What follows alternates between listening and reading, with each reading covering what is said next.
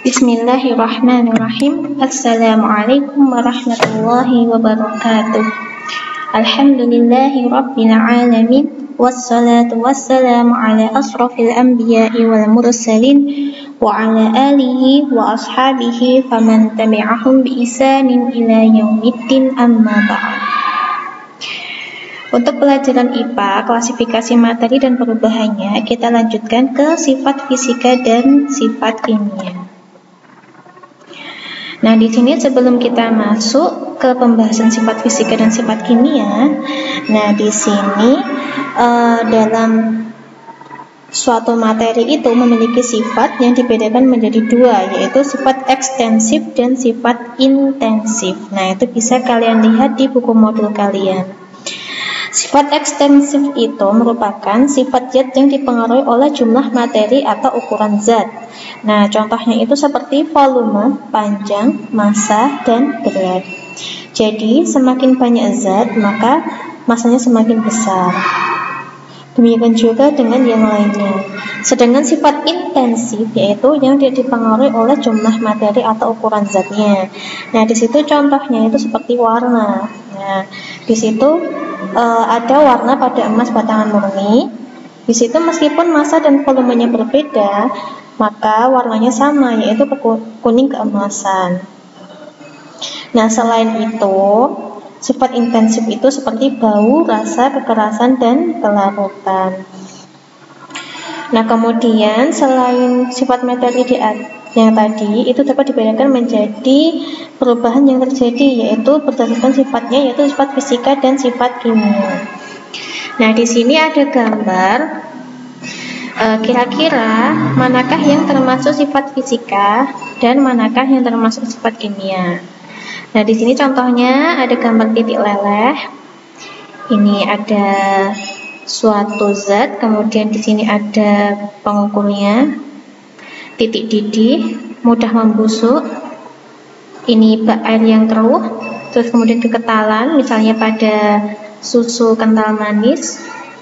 Ini wujud zat, mudah berkarat. Warna zat, mudah terbakar. Nah, kira-kira mana yang termasuk sifat fisika dan mana sifat kimia? Kita lihat yang berikutnya. Nah, di sini dapat digolongkan sifat fisika itu sifat yang dapat kita lihat dengan panca indera kita. Contohnya pada mata. Nah, itu contohnya kita bisa melihatnya. Contohnya ini titik leleh. Nah, di sini kita bisa melihat zat melelehnya itu bagaimana. Ini titik didih, kemudian wujud zat. Ini ada cair, padat, kemudian ini berupa gas. Terus warna zat, nah kita bisa melihat kan ada warna zatnya. Di sini ada warna biru, ungu, terus kuning, terus kekentalan, terus kemudian kekeruhan. Lalu pada sifat kimia, nah di sini mudah berkarat. Ya, memang kita bisa melihatnya ada mudah berkaratnya. Tapi ada suatu proses di dalamnya itu bagaimana. Terus kemudian di sini mudah terbakar, kemudian mudah membusuk.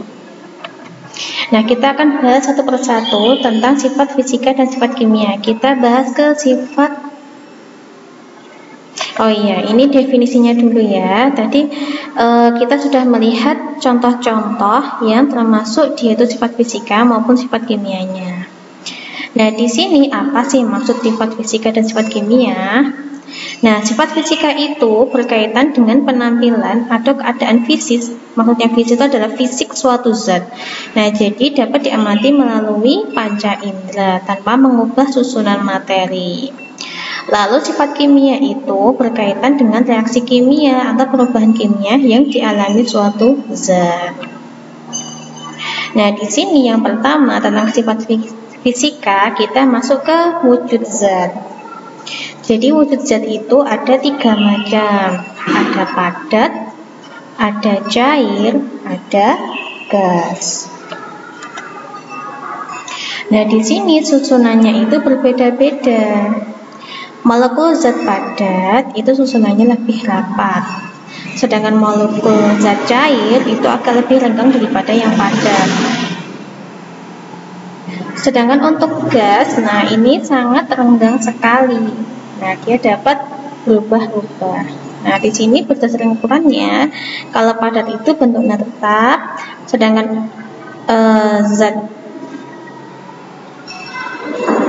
cair itu bentuknya berubah sesuai bendanya, terus kemudian ukuran pada gas itu berubah.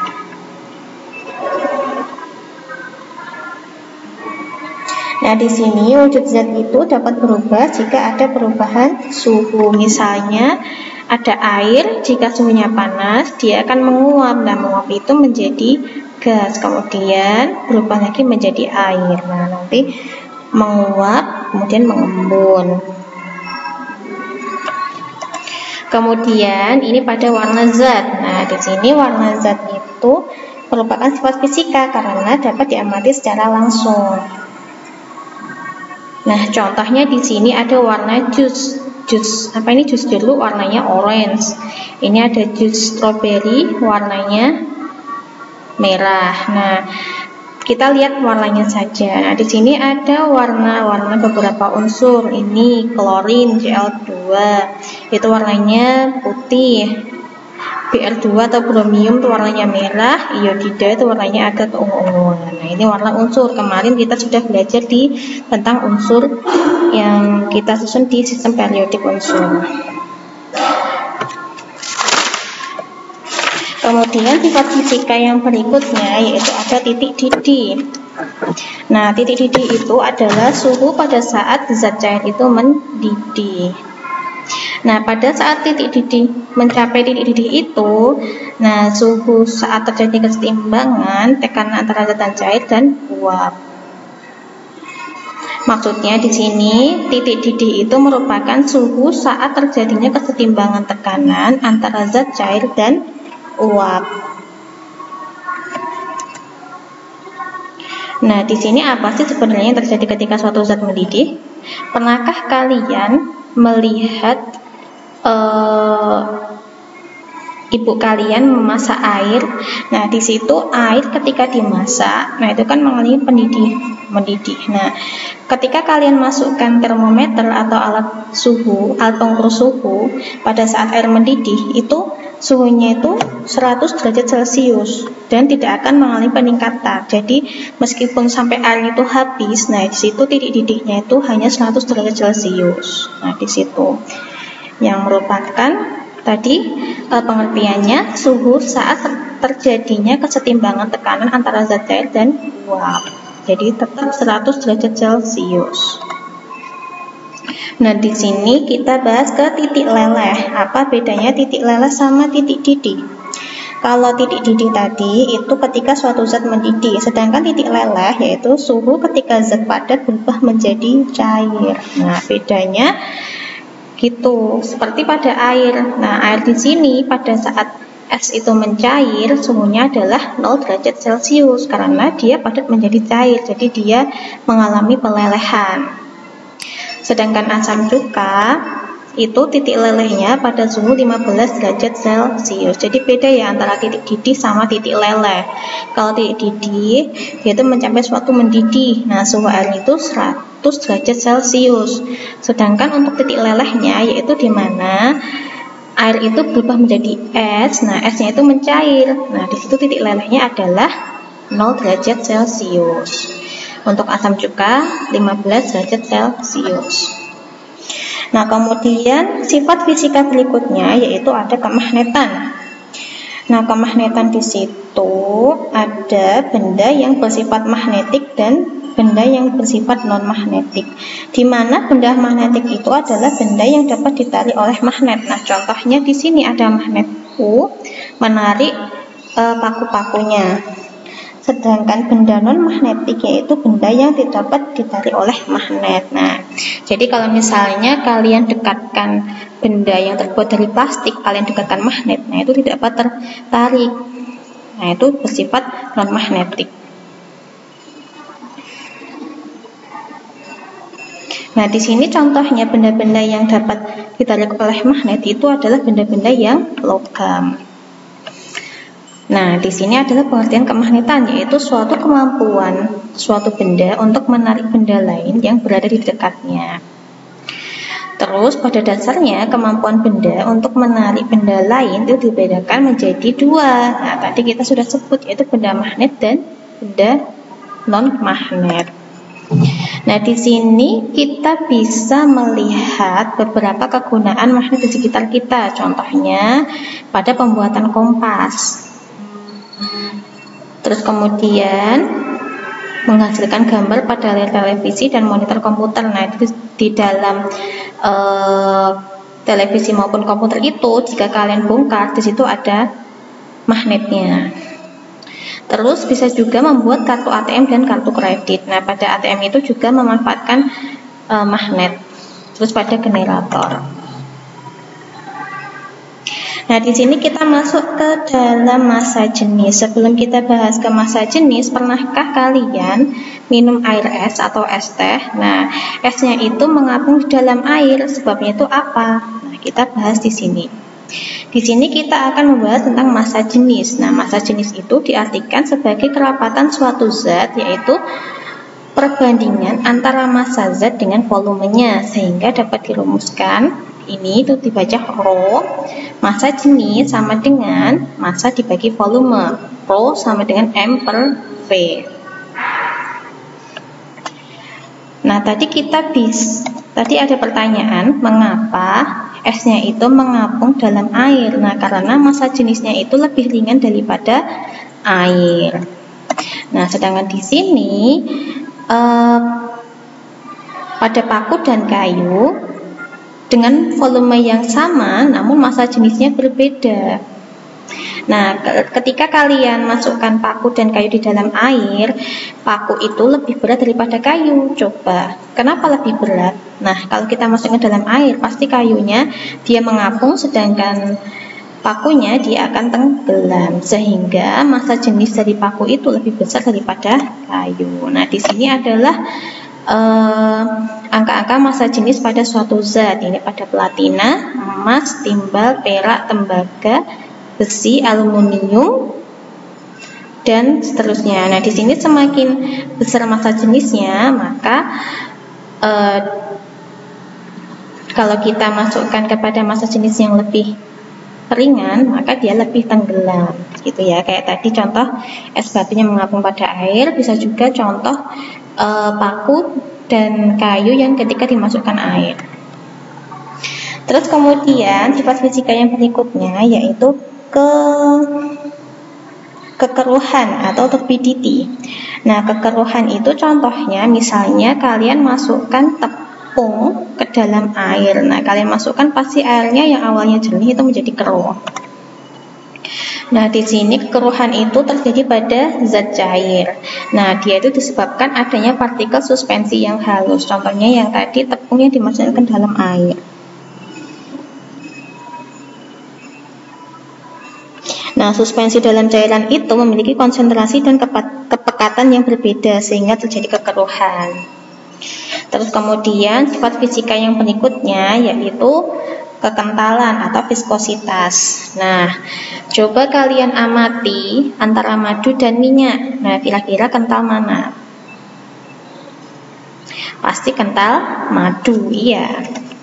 Nah, di sini kekentalan atau viskositas itu merupakan ukuran ketahanan zat cair untuk mengalir. Nah, jadi kalau kalian tadi mengukur membedakan antara madu dan minyak, kalian coba tuangkan dari botol. Nah, kalau misalnya cepat jatuhnya, nah berarti itu kekentalannya sedikit. Sedangkan kalau dia itu jatuhnya lambat, nah itu berarti kekentalannya tinggi. Nah, jadi antara minyak dan madu tadi lebih kental mana?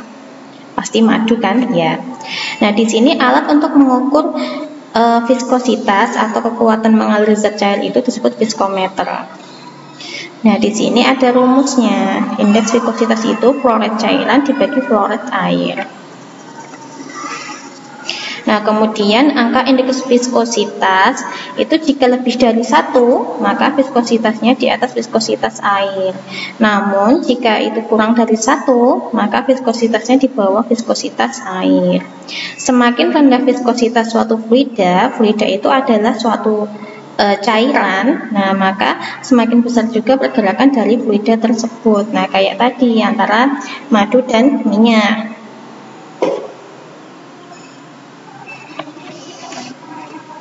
Terus sifat fisika berikutnya yaitu kelarutan. Nah, kelarutan itu merupakan kemampuan zat untuk melarutkan sejumlah zat terlarut. Nah, di sini kelarutan itu ada pelarut, ada zat terlarut sehingga terjadi larutan. Nah, kemarin kita sudah bahas tentang suatu larutan. Nah, contohnya kayak air gula, sirup, terus kemudian air garam. Nah, itu contohnya dari larutan. Nah, di sini contoh dari larutan. Nah, di sini faktor yang mempengaruhi suatu larutan itu ada suhu, ada volume pelarut, ada ukuran zat terlarut, ada jenis zat terlarut, dan jenis pelarutnya. Sifat fisika yang berikutnya yaitu daya hantar listrik. Nah, daya hantar listrik itu merupakan sifat fisika, yaitu di mana suatu benda itu dapat menghantarkan listrik dengan baik ataupun tidak. Nah, waktu kelas 6 dulu kita sudah bahas tentang konduktor dan isolator, di mana konduktor itu merupakan benda yang dapat menghantarkan listrik dengan baik, sedangkan isolator yaitu benda yang tidak dapat menghantarkan listrik. Nah, di sini contohnya benda-benda konduktor itu seperti kawat tembaga, kawat besi, kawat aluminium. Nah, ini bisa ditemukan di susunan kabel-kabel. Nah, sedangkan isolator itu, nah di sini contohnya yang terbuat dari kayu, terus kemudian gagang setrika itu isolator. Sedangkan bawahnya itu adalah konduktor. Terus kemudian tentang sifat kimia. Nah, sifat kimia di sini itu merupakan ciri khas atau sifat khas suatu zat yang tidak dapat diukur, di mana sifat ini berkaitan dengan kemampuan zat untuk bereaksi membentuk zat baru atau zat lainnya. Nah, ada beberapa sifat kimia. Nah, di sini adalah ketika besi termasuk zat bereaksi dengan oksigen. Nah, besi yang terkena oksigen itu menjadi berkarat. Nah, di situ contoh dari sifat korosif. Nah, selain itu ada reaksi antara logam natrium dengan air berlangsung hebat. Nah, di sini adalah sifat eksplosif atau sifat kereaktifan, di mana natrium itu reaktif terhadap air. Terus kemudian ada juga natrium itu sampai meleleh, kemudian menghasilkan natrium hidroksida dan gas hidrogen.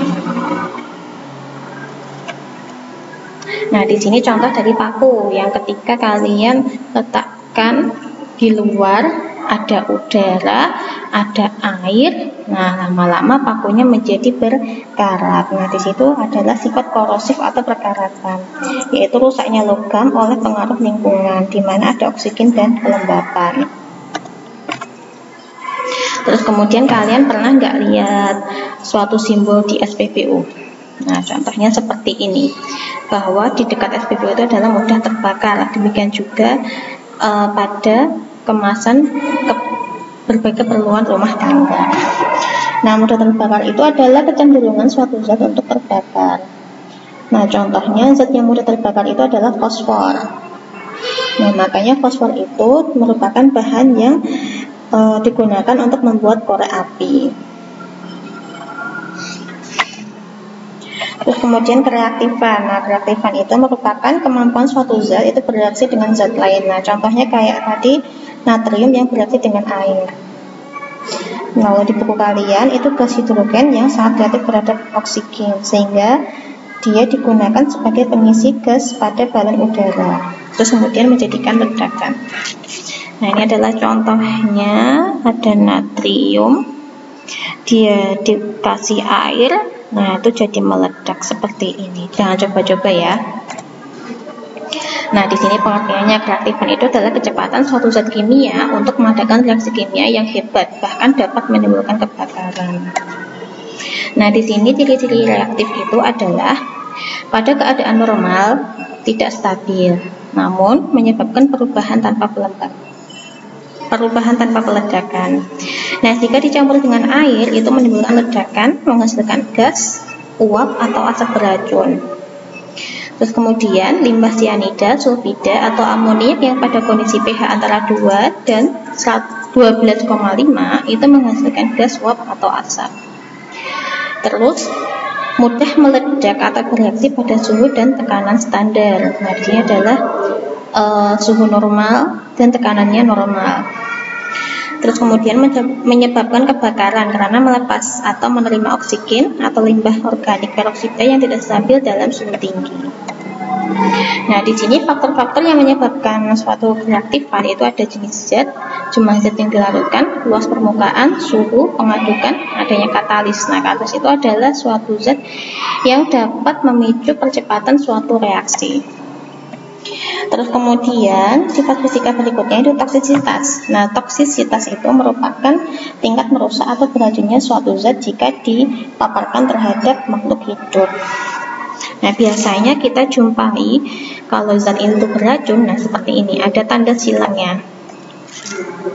Nah, racun itu zat yang dalam jumlah kecil itu menimbulkan keracunan pada manusia atau makhluk hidup lainnya. Nah, contoh-contoh racun itu adalah sakarin, siklamat. Nah, di sini adalah contoh dari pemanis buatan. Makanya kalian kalau dalam jajan suatu makanan itu lihat komposisinya. Jadi kalau ada siklamat, sakarin itu mendingan dihindari saja. Nitrosamin. Nah, di sini MSG. Nah, kenapa MSG itu beracun? Nah, jadi kalau kebanyakan MSG ditambahkan pada suatu makanan, dia itu akan menimbulkan suatu keracunan. Namun kalau pemakaiannya sesuai takaran, nah misalnya sedikit sekali, nah itu tidak apa-apa. Terus kemudian zat pewarna. Nah, terutama kalau zat pewarna itu adalah perwarna pakaian, nah itu langsung menyebabkan keracunan. Demikian juga pada makanan, kalau pemakaiannya semakin banyak, nah makanan itu akan menjadi beracun. Nah, di sini contoh-contoh beracun itu pada contoh golongan pestisida itu pada obat-obat pada tanaman. Sini ada golongan gas, bisa dibaca sendiri. Terus pada logam, bahan organik. Nah, kemudian sifat yang terakhir itu daya ionisasi, yaitu di mana mudah tidaknya suatu zat itu mengalami ionisasi. Nah, ionisasi itu adalah partikel-partikel yang bermuatan listrik saat dilarutkan ke dalam air.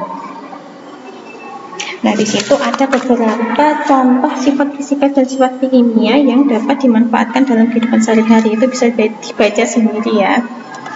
Terus tugas kalian itu kerjakan latihan siswa nomor 1 sampai 5. Barakallahu fikum wa jazakumullahu khairan. Wassalamualaikum warahmatullahi wabarakatuh.